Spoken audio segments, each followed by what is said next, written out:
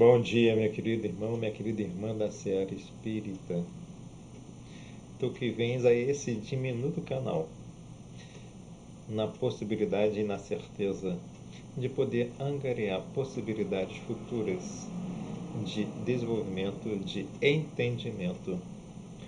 Nessas diminutas reflexões que nós fazemos acerca dessa maravilhosa ciência espírita.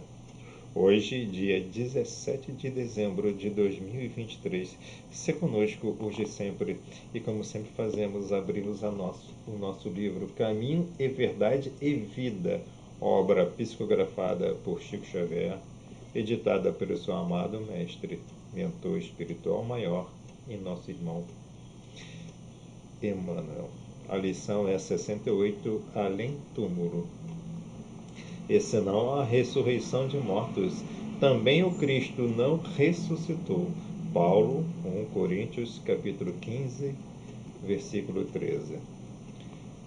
E nos explica Emmanuel, teólogos eminentes tentando harmonizar interesses temporais e espirituais obscureceram o problema da morte, impondo sombrias perspectivas à simples solução que lhe é própria. Muitos deles situaram as almas em determinadas zonas de punição e de expurgo, como se fossem absolutos senhores dos elementos indispensáveis à análise definitiva. Declararam outros que, no instante da grande transição, submerge seu homem num sono indefinível até o dia derradeiro consagrado ao juízo final. Hoje, no entanto, reconhece a inteligência humana que a lógica evolveu com todas as possibilidades de observação e raciocínio. Ressurreição é vida infinita. Vida é trabalho, júbilo e criação na eternidade. Como qualificar a pretensão daqueles que designam vizinhos e conhecidos para o inferno ilimitado no tempo? Como acreditar permaneçam adormecidos milhões de criaturas aguardando um minuto decisivo de julgamento, quando o próprio Jesus se afirma em atividade incessante? Os argumentos teológicos são respeitáveis. No entanto, não deveremos desprezar a simplicidade da lógica humana.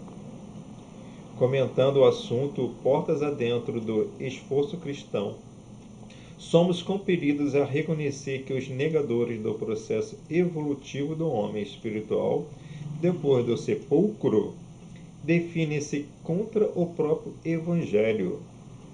O Mestre dos Mestres ressuscitou em trabalho edificante. Quem, desse modo, atravessará o portal da morte para cair em ociosidade incompreensível?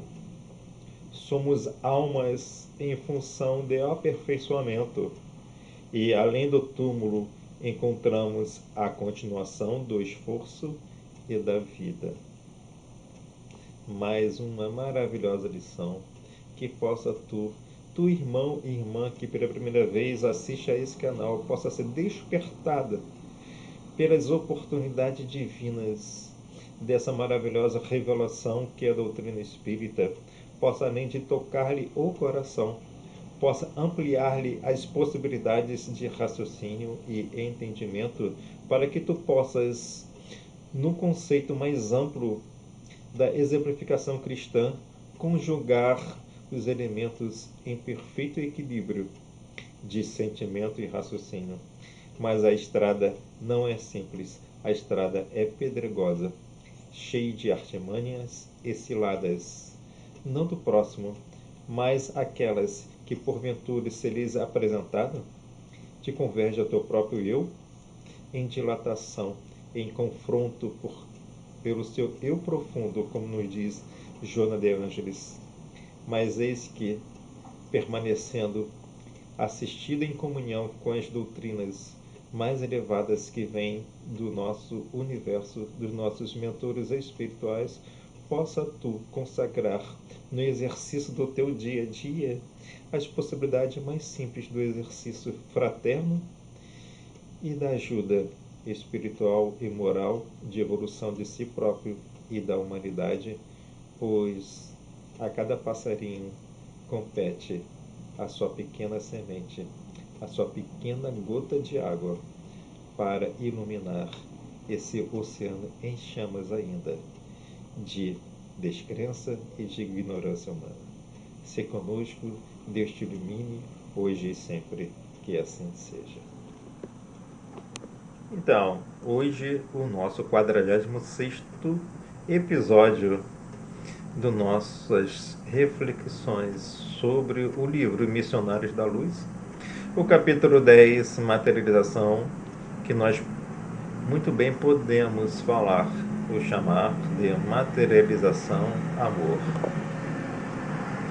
A obra em que nós nos debruçamos é esse livro maravilhoso, Missionários da Luz, ditada pelo Espírito André Luiz, psicografado por nosso amado Chico Xavier, obra que foi publicada em 1943. O capítulo 10, sobre materialização, é um capítulo que fala sobre a ciência espiritual que está por trás do fenômeno materialização-amor, que será um fenômeno geral, generalizado, mas hoje ele é preparatório para o futuro da humanidade. O capítulo mostra a participação de André Luiz numa casa espírita, que recebia ali a assistência para a existência do fenômeno da materialização. Os trabalhos eram dirigidos pelo irmão Calimério, é um espírito de nobre envergadura moral e de conhecimento, em estágios hierárquicos superior a Alexandre, que era a escrita desse livro, né? O mentor de André Luiz. Havia também o Alencar, que é um espírito que iria se materializar e era o orientador do aparelho mediúnico da médium. E que também na Terra fora médico. Fala também do papel da assistente espiritual Verônica, abnegada enfermeira aqui na Terra. E mostra, portanto, todo o trabalho preparatório para a execução do fenômeno da materialização. O capítulo traz claramente a importância e a significação, como nós vimos aqui na lição anterior de Emmanuel do livro Caminho, Verdade e Vida, a materialização maior de Jesus. E mostra nesse capítulo como o fenômeno materialização será um fenômeno explicado e exercício como ciência amor para o futuro da humanidade. Vamos aos pontos que que podem ser traduzidos aqui, né, com pequenos apontamentos.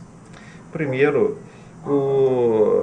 Alexandre em André Luiz, diz André Luiz, né, a necessidade de uma condição espiritual para que os princípios mentais que nós já vimos estejam em perfeita conjugação mediúnica, ou seja, promovendo uma homogeneidade ativa dos participantes. Está lá na página 99 e 101. Curiosamente, né, André Luiz ele se surpreende com a diferença daquela casa, ou seja, daquele ambiente, das outras casas aqui na Terra, das casas espíritas que ele havia frequentado, como espírito, claro. E notou que aquela pequena casa onde haveria o fenômeno da materialização, ela tinha um isolamento, um total isolamento, num círculo de 20 metros e contava com grande assistência espiritual. Um dos fenômenos que foi relatado é o fenômeno da ionização magnética do ambiente por cerca de 20 colaboradores espirituais de alta elevação. no sentido de utilizar, ou seja, através da ionização do oxigênio, ele retirar o ozônio para a materialização e, ao mesmo tempo, fazer uma limpeza ambiental, fazendo, portanto, atuando através dessa ionização, uma ionização sobre as bactérias psíquicas que poderiam lá ainda haver. Ou seja, um processo de ionização magnética é um processo científico e espiritual bactericida. Naturalmente, o livro traz a importância do ectoplasma como matéria plástica da materialização, que fora cunhado essa expressão pelo Charles Richer, como todos nós conhecemos, ou quem ainda não conhece, no Tratado de Metafísica, em que ele escreveu em 1922. Conta também o capítulo sobre um material luminoso que é extraído das plantas e das águas para ajudar no processo da materialização. Está lá na página 104. Fala, portanto, da importância do controle mediúnico do materializante, que era o assistente Alencar, sobre a médium de efeitos materializadores.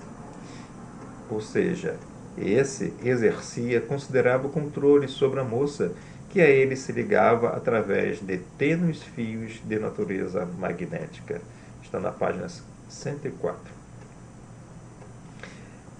Relata também, o André Luiz, o isolamento de um companheiro da seara mediúnica por ter simplesmente ingerido pequena dose alcoólica. Está lá na página 107. Ou seja, a necessidade do jejum, moral, espiritual e naturalmente material é necessária para a perfeita condição de que? Da homogeneidade ativa dos participantes de uma reunião dessa natureza.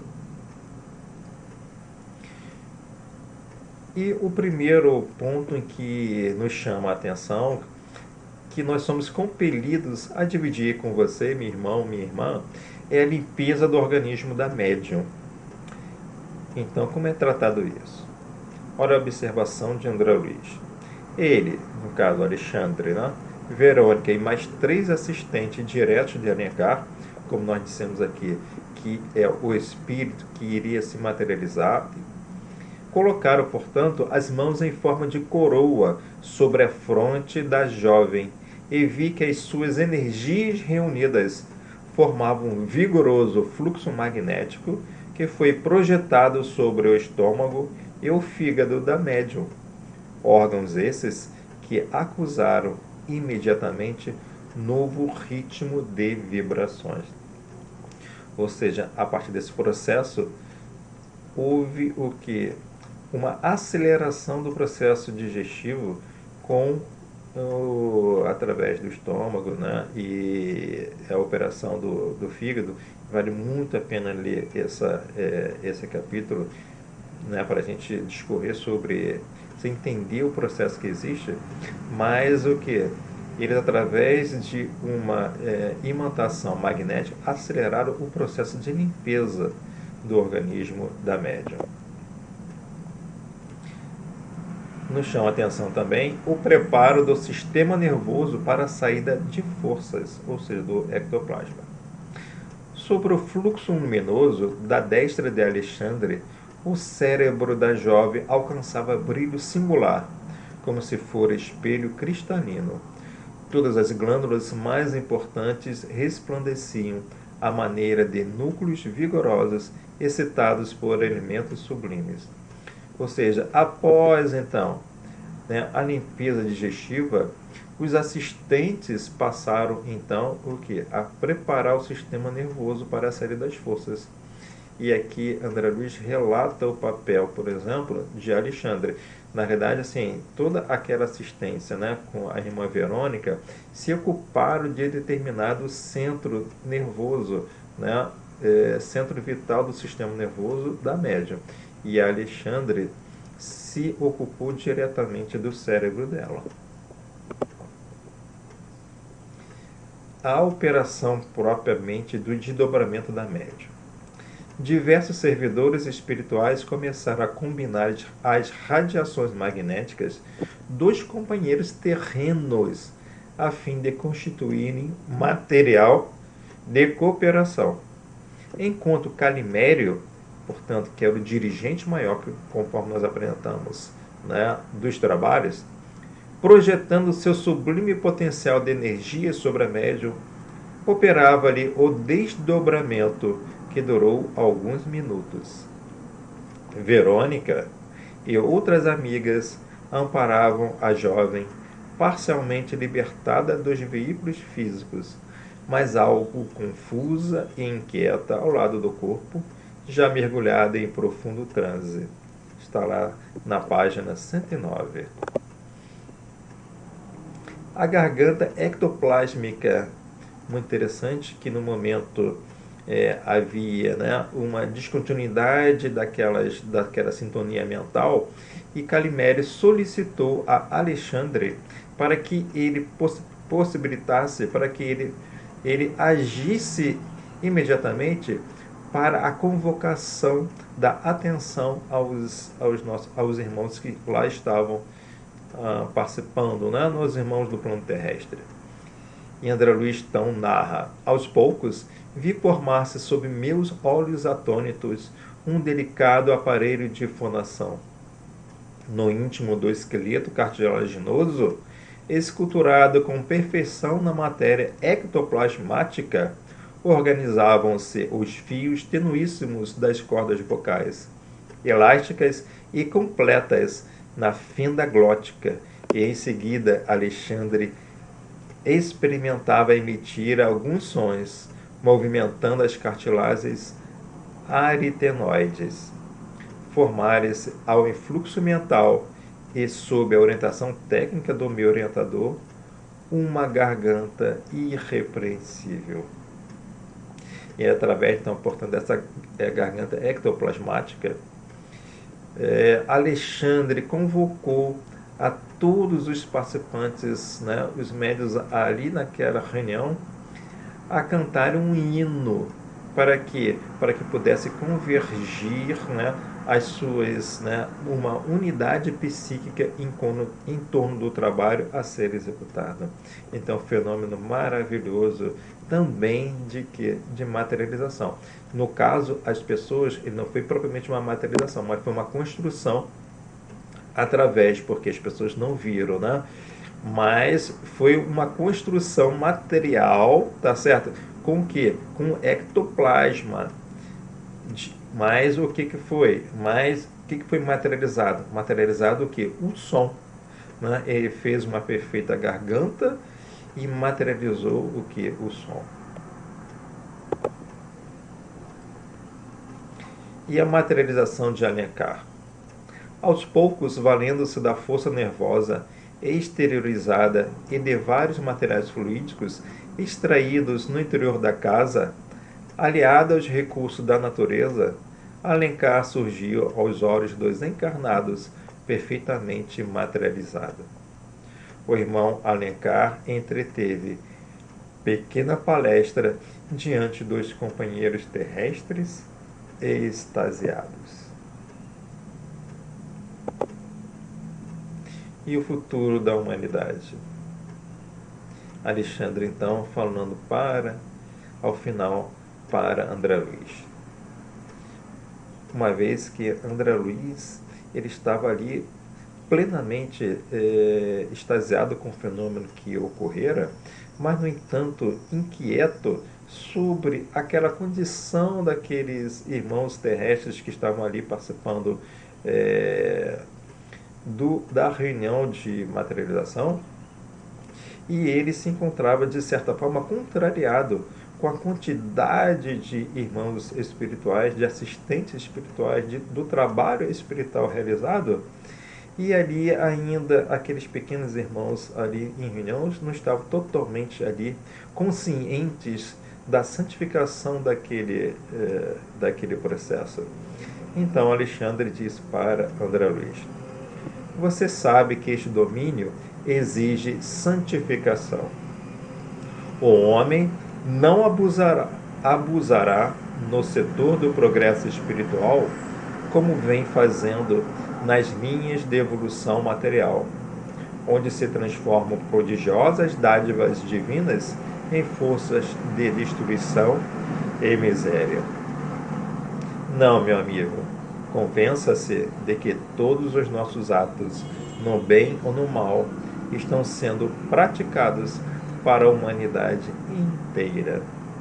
Então, maravilhoso, né? Como ele exemplifica a importância de Jesus, como Jesus também aí resgatando a fala e o ensino de Joana de Ângeles no livro O Evangelho e a Psicologia Profunda, em que ela relata que Jesus ele ditou palavras programadas para durar toda a eternidade.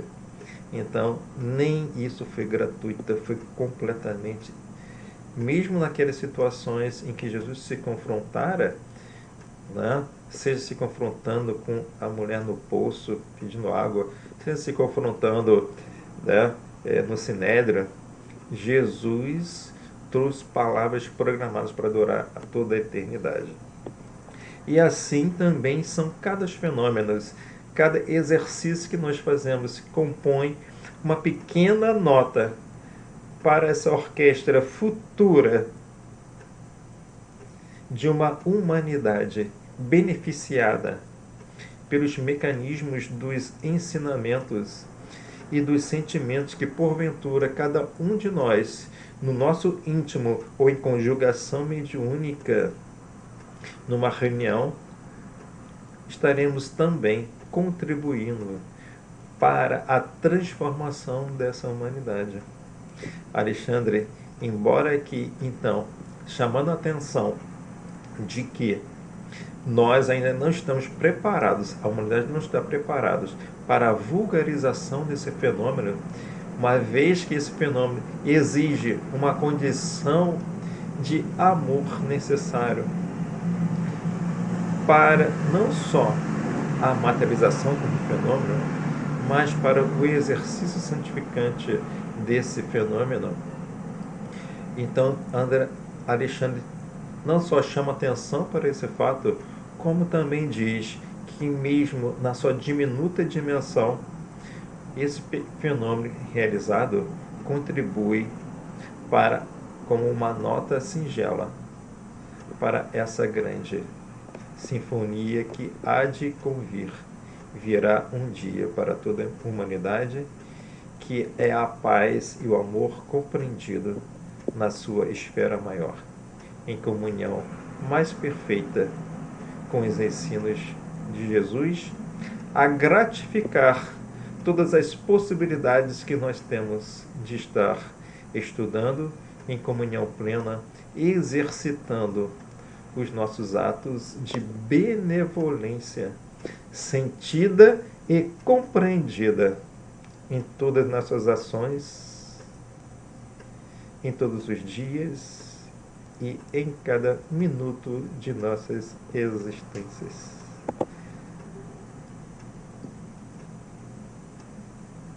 Portanto, a nossa condição espiritual ela é fundamental e necessária para não só semear esse trabalho, como também semear o futuro da humanidade. E assim, meus queridos irmãos, Deus te ilumine, Deus te fortaleça, não esmoreça nos seus trabalhos.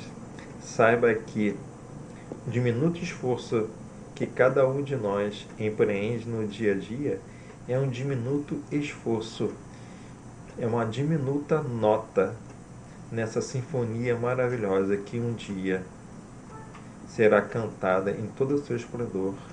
Não, Deus te ilumine hoje e sempre e te fortaleça na tua seara, e que dentro das tuas possibilidades possa veicular um pequeno agradecimento na forma de curtida, se assim lhe prover, mas sobretudo, se assim Deus nos permitir, possa divulgar esse canal.